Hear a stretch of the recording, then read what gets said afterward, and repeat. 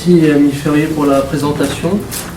Et donc nous allons commencer par la première intervention et je vous signale que le thème initial a été changé parce qu'il me semble qu'il vous a été annoncé différemment. Et donc ce sera un sujet somme toute assez classique, que ça ne mange pas de pain, la franc-maçonnerie et l'anti-France.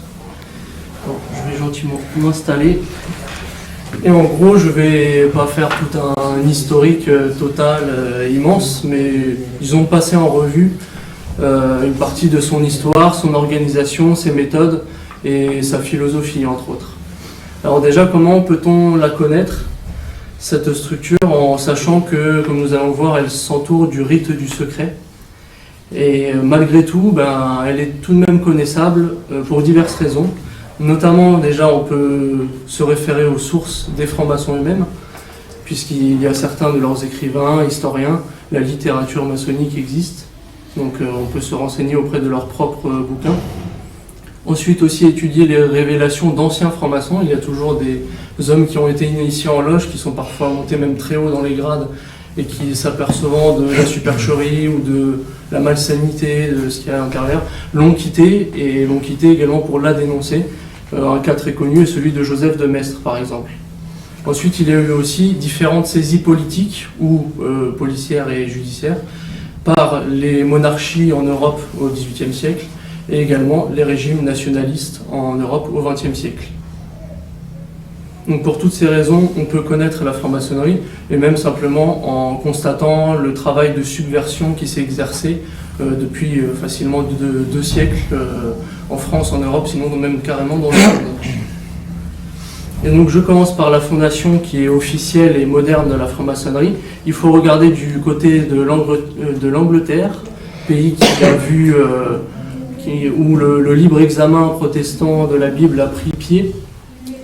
Et c'est dans la taverne du Pommier en 1717, qui est le jour de la Saint-Jean-Baptiste, où les premiers francs-maçons revendiquaient ce saint, mais simplement pour la symbolique de la lumière, et ils imitaient leur propre définition en disant que c'était la lumière de la raison, la lumière rationaliste dont ils se vantent, toutes les lumières de Voltaire en passant par tous les autres. Et donc entre protestantisme et maçonnisme, le même jour a été réuni 4 loges qui préexistaient déjà, avant la date de 1717, et 3 des grands acteurs sont d'ailleurs d'origine protestante. Les noms sont Anderson, Desaguliers et Payne. Desaguliers, le second, est d'origine française d'ailleurs, mais bien protestant. Et donc du libre examen, l'Angleterre passe doucement à ce qu'on appelle la libre pensée, qui n'est rien d'autre que la libre pensée maçonnique. Les ressources revendiquées, les sources historiques, par exemple en lisant un livre assez classique comme Le secret des francs-maçons, on se rend compte qu'ils se revendiquent héritiers de différents groupements, structures de par l'histoire, comme en partie l'ordre du Temple, après les paganismes en général, surtout romains ou égyptiens, et comme bâtisseurs de cathédrales se donnant une origine opérative et professionnelle, on va dire. Ensuite, sur l'enjugement de la structure, puisqu'on peut en traiter dès les premiers débuts, la constitution d'Anderson, qui elle est apparue en 1723 et qui définissait bien la chose, quoique des francs-maçons se sont opposés aussi à elle, comme toujours dans les structures humaines, il y a des conflits humains, quoi. Et il se base sur le Talmud et une conception assez personnelle du noachisme. Il y a rien qu'un petit passage, comme ça, dans les constitutions qu'on peut lire, les francs-maçons sont les laïcs d'Israël. Donc ça a le mérite de définir les choses. Et le premier grand maître qui a été élu par cette réunification de loges s'appelle Anthony Sayer, c'est-à-dire un homme d'origine juive également. Il y a l'antilibéral et abbé Emmanuel Barbier, qui sur base de documents maçonniques de l'époque, un des premiers à réagir, qui affirme sur base de leurs documents donc, l'Assemblée accepta à l'unanimité cette fusion et la franc-maçonnerie naquit de cette acceptation. La Société alchimique des Rosicruciens, la Fraternité des libres maçons et la Fraternité des maçons libres et acceptés demeurent pour toujours, et la franc-maçonnerie, foyer du gnosticisme pur, s'éleva en face de l'Église romaine, foyer du gnosticisme faussé et corrompu. Donc ça c'est leurs analyses en disant que d'ailleurs la franc-maçonnerie est par là non pas chrétienne mais déiste. Elle croit en Dieu mais ce n'est pas non plus un dogme, il n'y a pas de définition propre ou une règle morale à appliquer forcément qui en découle. Dans sa structure et son organisation, Eh bien, on peut par exemple citer Léon de Poncin, qui est un spécialiste du domaine, entre autres. Il a aussi traité pas mal de questions juives ou du communisme, tout ce qui revient un peu à la sauce gauchiste en général, on va dire. Et il conclut sur cette organisation. La franc-maçonnerie est une superposition de sociétés secrètes dans laquelle chaque grade connaît l'existence et les secrets de son groupe et des groupes inférieurs, mais ignore ce qui se trame et se décide dans le groupe immédiatement supérieur. Donc c'est une structure pyramidale et hiérarchisée et initiatique où on connaîtrait les choses au fur et à mesure de grimper, de monter en grade. Et il y a un petit panorama de la structure qui est effectué en degrés par Albert Lantoine, donc historien franc-maçon lui-même. Panorama rapide en disant du 1er au 13e degré, 18e degré, pardon, ce sont des grades symboliques. Ensuite, du 19e au 30e degré, des grades philosophiques, on estime qu'ils sont plus formés, et 31e au 33e degré, des grades administratifs. Donc c'est vraiment eux qui dirigent la chose. Donc d'une part, comme je disais, il y a la maçonnerie opérative, et qui est en fait celle aujourd'hui des bas grades. Ils sont revendiqués, on le voit assez facilement, rationalistes et humanistes dans leur philosophie, généralement composés de travailleurs et qui portent beaucoup d'intérêt envers la philosophie, pas n'importe quelle philosophie. Et la loge la plus connue qui est dans ce domaine, c'est la loge bleue par exemple. On a simplement des réunions de discussions philosophiques sur Socrate ou ce genre de choses, quoi. On aussi bénéficie de journées mondaines. On sait que Mozart pouvait par exemple se produire un peu dans toute l'Europe par ce retruchement-là, de pouvoir être invité à des banquets parce que appartenant au même groupement. Et c'est en somme là-dedans une résurgence des corporations de métiers qui avait été en fait supprimée à la Révolution. C'est la loi Le Chapelier en 1791, c'est-à-dire que les corps intermédiaires, c'est ça, pouvaient utiliser, vivre professionnellement leur vie, chacun de la population, c'est vous tous, nous tous, eh bien, a été supprimé au peuple et finalement la franc-maçonnerie se l'est accaparée, puisqu'il y a comme une résurgence des corps intermédiaires chez eux où on peut être lié professionnellement ensemble et se trouver des contacts. Donc c'est une injustice formelle contre le peuple et en plus établie par des types qui aiment bien revendiquer le peuple et la démocratie en général, quoi. Et en plus, ils ont, suite à cela, avili la condition paysanne dès la fin du XVIIIe siècle. Ensuite, il y a donc la maçonnerie spéculative, donc composée des 30e degrés et au-delà. Et ce sont eux qui dirigent, voire même qui ont la théorie finale, quoi. Et le relais du pouvoir maçonnique à travers les siècles, eh bien, si au XVIIIe siècle, on constate que le plus grand relais, le plus puissant est en Bavière, ce sont les Illuminés de Bavière, donc dans l'Allemagne du Sud qui est essentiellement catholique, et donc fondé par Adam Weishaupt. Et ensuite, au XIXe siècle, par contre, c'est plutôt la haute vente, donc Alta Vendita, puisque ça se trouve en Italie, qui a été exposé au travers des conquêtes françaises, d'ailleurs, de l'Europe. Et ensuite, XXe siècle, c'est plutôt le palladisme, et donc aux États-Unis par Albert Pike, qui est d'ailleurs un des grands généraux de la conquête de l'Amérique par les anglo-saxons, entre autres. Et ensuite, il y a des sortes d'émanations toujours occultistes de la franc-maçonnerie, où on trouve des hautes loges comme ça, qui ont leurs particularités, mais qui, somme toute, appartiennent au même clan.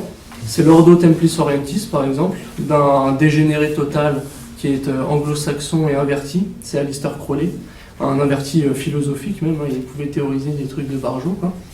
Et il y a aussi l'Église de Scientologie, d'un autre côté, elle qui est basée plutôt sur le Nouvel Âge. Bon, c'est toute une philosophie, vous pouvez vous renseigner si vous voulez connaître ça. Et là aussi, en structure pyramidale, où quand on monte, on aurait la révélation du vrai secret, qui est alors là un truc, les aliens est une race supérieure qui est venue d'une autre planète pour créer la race humaine, etc. Ils dominent le monde dans les souterrains, enfin, c'est un truc de Barjot, quoi. Et très bon activiste du nouvel ordre mondial, d'ailleurs, que cette église de Scientologie. Après, il y a aussi Trilatéral, qui là est plutôt sur les échanges commerciaux, quoi. Donc échanges commerciaux mondiaux, peut-être que Ami Gandillon connaît mieux, mais je me demande si ça fait pas 2/3 des échanges commerciaux dans l'Europe, enfin en tout cas, élément clé du mondialisme libéral, quoi, économique, fondé d'ailleurs par Rockefeller et Brzezinski, donc deux maçons dont l'un a des origines juives par-dessus le marché.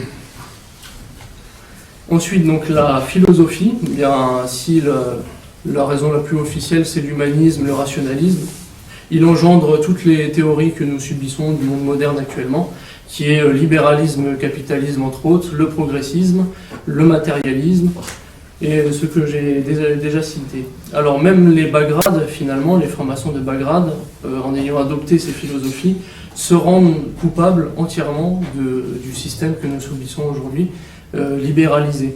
Donc comme on le voit, à toutes les loges maçonniques, les obédiences se réunissent pour, dernièrement c'est les communiqués pour accueillir les migrants, etc.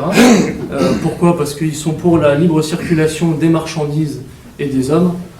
Donc ça donne finalement un marché financier mondial où tout s'achète et se vend, que ce soit les produits alimentaires, technologiques et même sinon les hommes. D'ailleurs, ils revendiquent par leur libéralisme, idéologie de liberté, une limite sans contrainte morale et sans limite en fait. Donc on peut faire un peu ce que l'on veut, comme les sujets de société actuels, de mariage homosexuel, d'avortement, d'euthanasie et j'en passe. Ensuite il y a l'occultisme qui là, pour donner une définition classique dans le Robert, il se définit comme l'ensemble des sciences occultes et des pratiques qui s'y rattachent. Donc là c'est plutôt les hauts grades qui sont entre ritualisme, illuminisme et gnose, dans ce genre de philosophie qui fait un peu penser dans l'Ordo Templis Orientis dont je vous ai un peu parlé, avec carrément le cas des messes noires, etc. Ensuite, pour continuer sur l'affiliation juive en maçonnerie, et ça je vous le démontre à coup de citations, par exemple ce qu'on dit le nouveau standard de l'encyclopédie juive, il commence en disant « La Kabbale est le courant religieux mystique du judaïsme ». Ensuite, on voit Arthur Veit, franc-maçon. Il dit « Il faut remarquer que lorsque l'on passe d'un grade à l'autre, en s'élevant dans l'échelle des grades, cette institution devient de plus en plus kabbalistique. » Ensuite, Bernard Lazare, qui est un auteur juif assez atypique, il dit « Il est certain qu'il y eut des juifs au berceau de la franc-maçonnerie. Certains rites prouvent qu'il s'agissait de juifs kabbalistes. » Ils disent tous la même chose à l'unisson. Maintenant, rabbin Eli Ben Amozeg, qui est un grand penseur rabbinique et talmudique pour la communauté juive aujourd'hui, il dit dans La Vérité israélite, c'est en 1861, « L'esprit de la franc-maçonnerie, c'est l'esprit du judaïsme dans ses croyances les plus fondamentales. Ce sont ses idées, c'est son langage, c'est presque son organisation. L'espérance qui éclaire et fortifie la franc-maçonnerie est celle qui éclaire et fortifie Israël. Son couronnement sera cette merveilleuse maison de prière de tous les peuples, dont Jérusalem sera le centre et le symbole triomphant. » Donc on retrouve le même discours chez Jacques Attali par exemple, et on voit que le projet maçonnique est compatible avec le messianisme juif et la volonté de domination mondiale. Ensuite, le satanisme de certains, on le repère chez Albert Pike, donc celui du palladisme dont je vous avais parlé. Morals and Dogma, qui est un ouvrage en anglais mais dont nous avons des traductions francophones. En page 102, il dit cela, entre autres choses, puisqu'il doit y avoir 400 pages de délire du genre. Donc il dit « Le vrai nom de Satan, les kabbalistes disent, est celle de Yahvé inversé. Car Satan n'est pas le Dieu noir, mais la négation de Dieu. Le diable est la personnification de l'athéisme ou l'idolâtrie. Pour les initiés, ce n'est pas une personne, mais une force, créée pour le bien, mais qui peut servir pour le mal. Il est l'instrument de la liberté ou le libre arbitre. » Donc en gros, il est en train de dire que le diable est l'apôtre de l'athéisme, mais que c'est le chef du bien, quoi. Le bien, ce n'est pas Dieu, c'est le diable, et d'ailleurs, le diable prend la place de Dieu. Et pour tracer un lien clair également entre le mondialisme et la structure maçonnique, David Rockefeller, dans ses mémoires, cette fois en page 405, il dit « Depuis plus d'un siècle, les extrémistes idéologiques, à chaque extrémité du spectre politique, se sont saisis d'incidents très médiatisés pour attaquer la famille Rockefeller et l'influence démesurée qu'ils prétendent que nous exerçons sur les institutions politiques et économiques américaines. Certains croient même que nous faisons partie d'une cabale secrète, agissant contre les grands intérêts des États-Unis, et ils nous représentent, ma famille et moi, comme des internationalistes. Ils vont jusqu'à prétendre que nous conspirons avec d'autres capitalistes dans le monde pour construire une structure politique et économique mondiale plus intégrée. Un seul monde, si vous préférez. Et si c'est de ce dont on m'accuse, je plaide coupable et je suis fier. Donc toutes ces accusations qui viendraient des extrémistes idéologiques, il dit de tous bords, donc effectivement ça peut être parfois le socialisme français ou des gauchistes plus intelligents que des antifas, ou la contre-révolution, la pensée catholique traditionnelle. Tous ces deux bords-là, tout ce dont on l'accuse, il est en train de dire bah oui c'est vrai, et puis d'ailleurs je suis le premier fautif et j'en suis fier. Donc il aurait pu nous mettre le bras d'honneur, une quenelle, tout ce que vous voulez derrière. Et maintenant sur l'exportation de la franc-maçonnerie en France, c'est dès 1725, alors il y a d'autres sources de documents, des fois les dates diffèrent un peu, mais bon officiellement on la trouve en 1725 comme le rapporte le discours tenu le 16 juillet 1889 à l'occasion du Congrès maçonnique international. Et la révolution bourgeoise des États confédérés, donc je fais référence à 1789, les États confédérés, c'est une formule de Charles Maurras pour parler de toutes ces communautés qui empiètent sur le pouvoir politique, le pouvoir national, que sont les familles protestantes, richissimes, qui ont d'ailleurs lutté contre Richelieu et Mazarin lors de la Renaissance, les familles juives et également franc-maçonnes. Et donc ils ont appliqué une subversion qui était d'abord intellectuelle, celle des Lumières que l'on connaît, et qui ont par contre en application conduit à une période sanguinaire. Et en cela, là aussi, je vais vous livrer quelques citations, dont une Pierre Chaunu pour l'Histoire en 1984. Il dit « La Révolution française a fait plus de morts en un mois au nom de l'athéisme que l'Inquisition au nom de Dieu pendant tout le Moyen-Âge et dans toute l'Europe. » Et en fait, c'est très juste, puisque l'Inquisition, en l'espace de 2 siècles, a dû faire 300 tortures, en fait, alors que la Révolution dite française de 1789, bourgeoise et libérale, tout ce que l'on veut, a fait 200 à 300 000 morts en 3 ans, 1793 et 1796. Donc ils ont effectivement la médaille d'or dans le domaine. Et René Sénillot, sur le coût de la Révolution française, il parle de ce que ça nous a coûté, aussi bien en termes économiques que le patrimoine avec les destructions, que en sang français. Et il dit « La Révolution, faite au nom du peuple, a enrichi les riches et appauvri les pauvres. » Encore un petit florilège de citations sur cette période sanguinaire. Donc Louis-Antoine de Saint-Just, dans ses œuvres complètes, on retrouve la citation « Vous avez voulu une république, si vous ne voulez point en même temps ce qui la constitue, elle enseliverait le peuple sous ses débris. Ce qui constitue une république, c'est la destruction totale de tout ce qui lui est opposé. » Jean-Baptiste Carrier, un courrier conventionnel, donc de la Convention, mais c'était un généraux contre les Vendéens, il dit « Nous ferons de la France un cimetière plutôt que de la régenter à notre manière. » Le général François-Joseph Westermann, rendant compte de sa mission à la Convention, il dit « Il n'y a plus de Vendée, elle est morte sous notre sabre libre avec ses femmes et ses enfants. J'ai écrasé les enfants sous les pieds de mes chevaux, massacré les femmes qui n'enfanteront plus de brigands, donc en gros des Vendéens royalistes. Je n'ai pas un prisonnier à me reprocher, j'ai tout exterminé. Les routes sont parsemées de cadavres, il y en a tant que sur plusieurs points, ils font des pyramides. » C'est la promotion démocratique de l'Holocauste, commentera René Sénillot, toujours dans le même livre. Et voilà dont sont héritiers tous les hommes qui sont républicains aujourd'hui, avec Manuel Valls le premier. Voilà ses héritiers.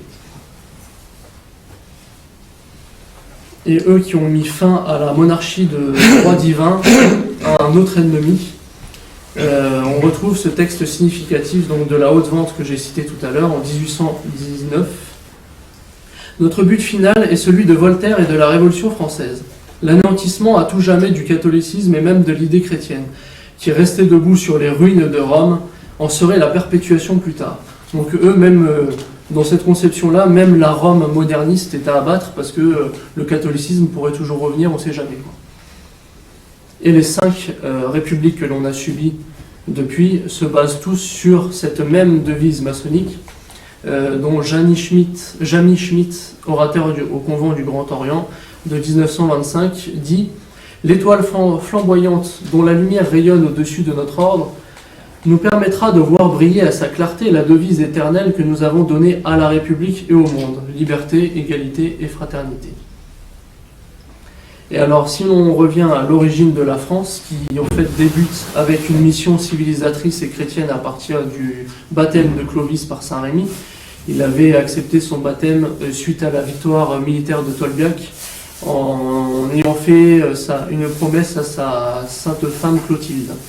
Et le royaume des Francs a ainsi muté à travers les siècles en royaume de France, jusque la nation française que nous connaissons aujourd'hui. Et pour répondre un peu à certains contre-révolutionnaires qui deviennent traumatisés et ont des boutons qui poussent dès qu'ils entendent le mot de nation peut très bien faire référence au royaume. Et d'ailleurs, on retrouvait l'expression dans les discours de Louis XIV, et même de Bossuet qui, entrant à l'Académie française, dit « à la gloire de la nation ».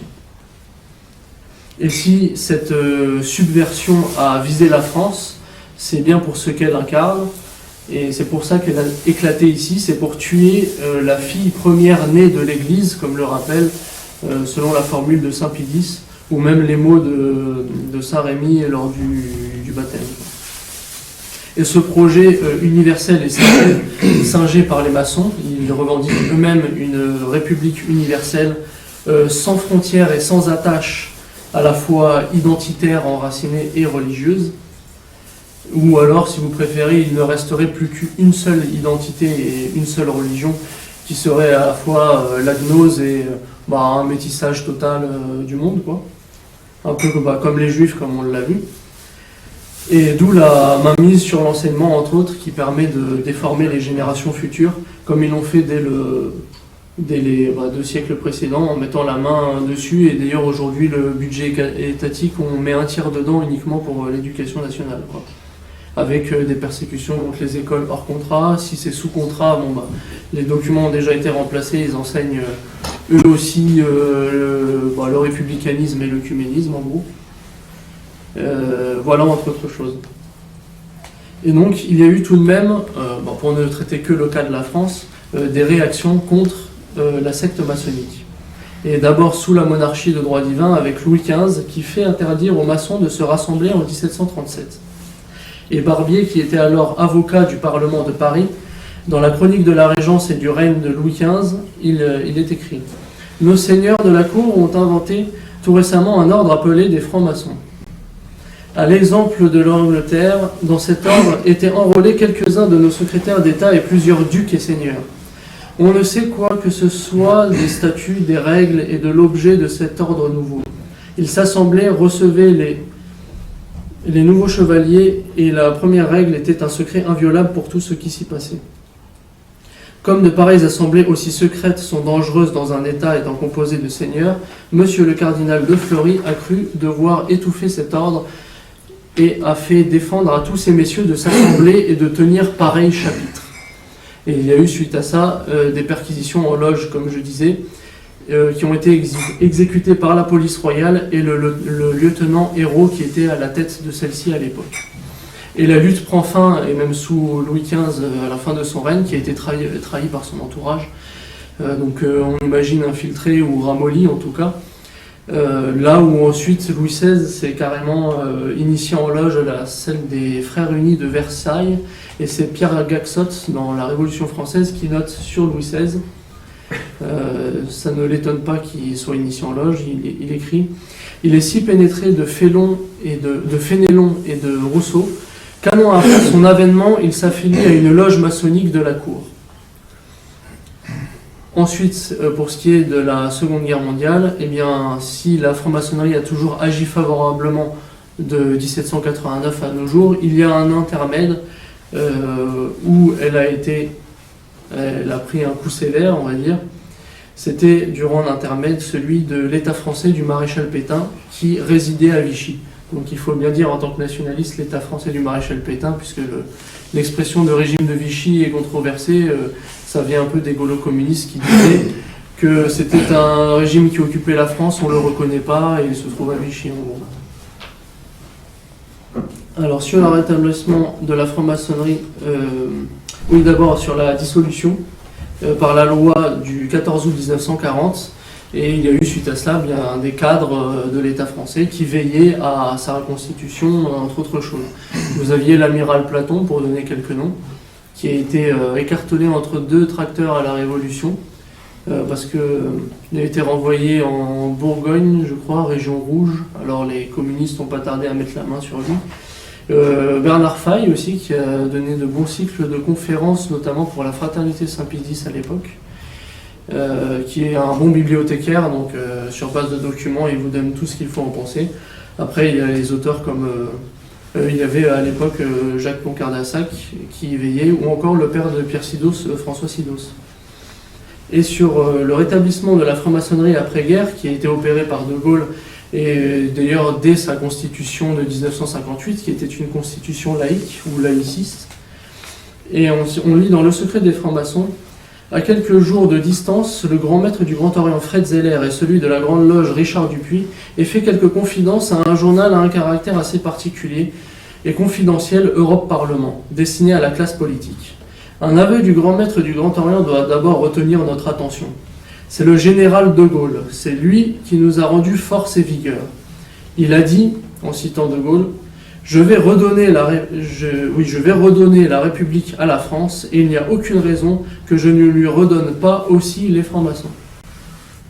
Fred Zeller continue en disant sous de Gaulle, le Grand Orient disposait de 150 affiliés à l'Assemblée nationale et au Sénat, contre 350 sous la Troisième République. Pourquoi cette déperdition ? Parce que l'ordre maçonnique a été dissous, persécuté et déporté. Et cela nous avait infligé 20 ans de retard, il dit. Et donc Jacques Poncardassac conclut à ce sujet. Ainsi, la dissolution de la franc-maçonnerie en 1940 par le gouvernement du maréchal Pétain avait porté un coup sévère à la maçonnerie, ce qui prouve que l'on peut bel et bien briser cet État dans l'État. Et autre réaction, celle étatique en France, il y a la réaction de l'Église catholique donc, face à la franc-maçonnerie. Et il faut savoir qu'il y a une douzaine de pontifes romains qui ont condamné ou réitéré la condamnation jusqu'à nos jours de cette secte ésotérique. Et c'est parfois l'occasion aussi d'en apprendre plus sur ce qu'ils sont. Et le tout premier, pour ne citer finalement que lui, c'est Clément XII. Un an après l'interdiction par Louis XV, qui était en 1737, lui en 1738 fait une bulle in eminenti, où il excommunie la franc-maçonnerie de cette manière. Nous avons appris par la renommée publique qui se répand au loin chaque jour avec de nombreux progrès, certaines sociétés, assemblées, réunions, agrégations ou conventicules de francs-maçons, dans lesquelles des hommes de toute religion et de toute secte, affectant une appartenance d'honnêteté naturelle, se lient entre eux par un pacte aussi étroit qu'impénétrable. Réfléchissant donc sur les grands mots qui résultent ordinairement de ces sortes de sociétés ou conventicules, non seulement pour la tranquillité des états temporels, mais encore pour le salut des âmes, et que par là, elles ne peuvent nullement s'accorder avec les lois civiles et ecclésiastiques. Nous avons conclu et décrété de condamner et d'interdire ces dites sociétés secrètes par notre présente constitution, valable à perpétuité. Donc ce qu'il vient de condamner, il dit que c'est valable éternellement. Et c'est même notre devoir de mettre bas les masques, de dénoncer ce qu'est réellement la franc-maçonnerie, quand on lit l'encyclique de Léon XIII qui avait réagi contre dans Humanum Genus, bien 100 ans plus tard, en 1884.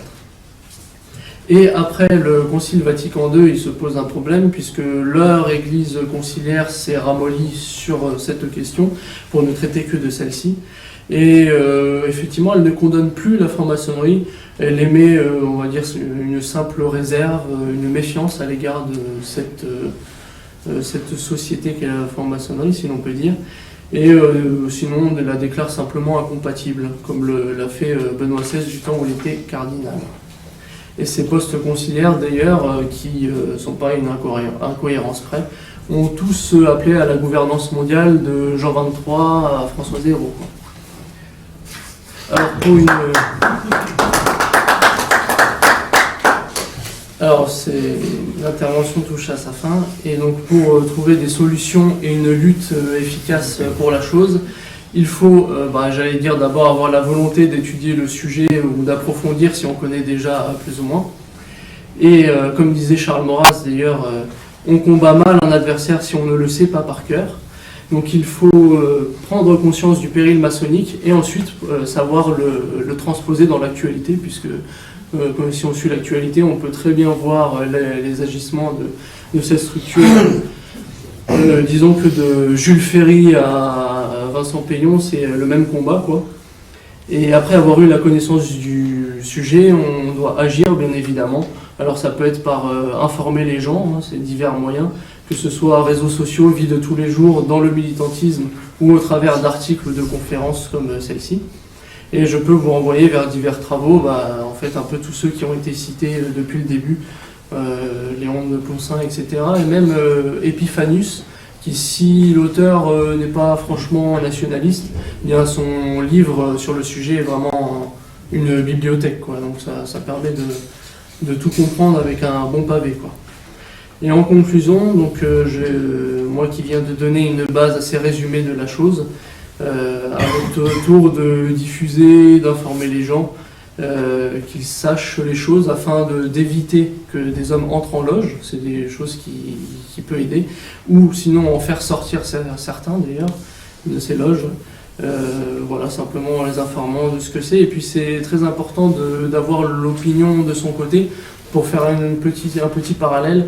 Au Portugal, avec Oliveira Salazar, ils ont interdit la franc-maçonnerie officiellement, alors que sous le maréchal Pétain, ça s'est fait un peu plus discretos.